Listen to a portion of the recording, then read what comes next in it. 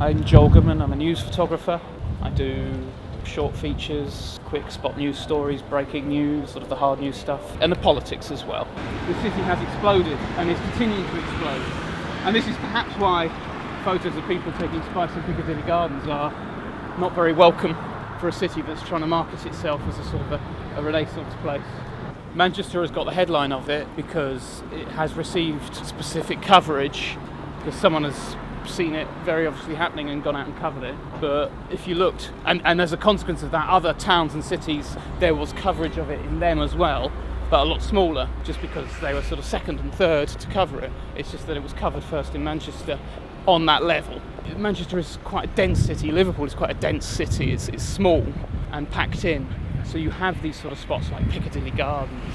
Everyone and their dog sort of comes to that spot, and all the world is there in that city. I mean, it is a Manchester problem, but it might also be a Birmingham problem. There was one guy I saw who clearly experiencing some sort of psychotic episode, and he was on the ground and he was screaming out, but not coherently. God knows what he was seeing and what he was experiencing. I looked upon it with panic and thought, crikey, I need to call an ambulance for this guy. And suddenly you realise there's 15, 20 people in this very public, very central location. Do they need ambulances? Are you wasting the ambulance man's time? And obviously that puts a huge pressure on the emergency services.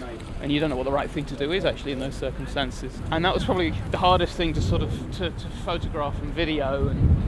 But I sort of felt also on one level, by watching it, at least he had someone who was just watching what was happening to him, and something shocking did happen to him, I'd be there to call an ambulance, in fact. I was really ignorant. I didn't know much about the drug at all, or its effects. But then I sort of people were just carrying on as they are today, just they were obviously used to seeing it.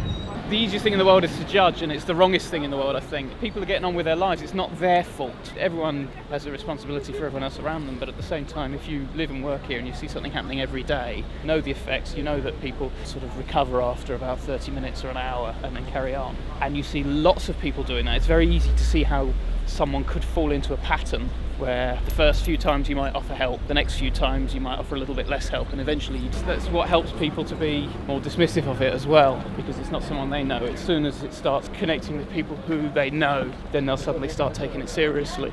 And I use the term in inverted commas, it's just homeless people. As that stigma starts to fade, you'll hear those stories more. While it's perceived as a homeless issue, it's a lot easier for people to just dismiss it, rather than saying, well, actually, there's a cycle here, there's a cause. I don't know what the police are meant to do. They're not a healthcare service, and they're not a homeless support service. They're an emergency police service.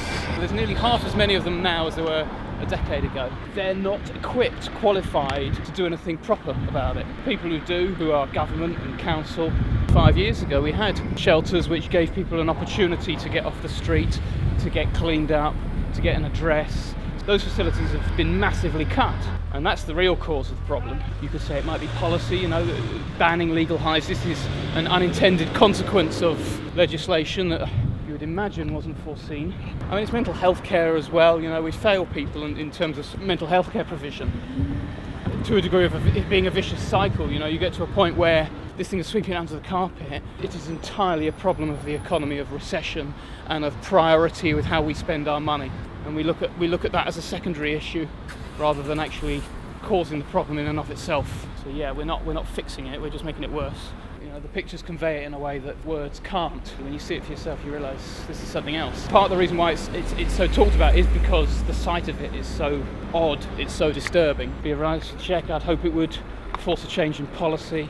I hope it would lead to investment, which is the big problem. But also it's this idea that we live in this, a first world country, and yet on our doorstep this is happening, just as a measure of our self-respect as a society. If you let that happen, that's a problem, isn't it?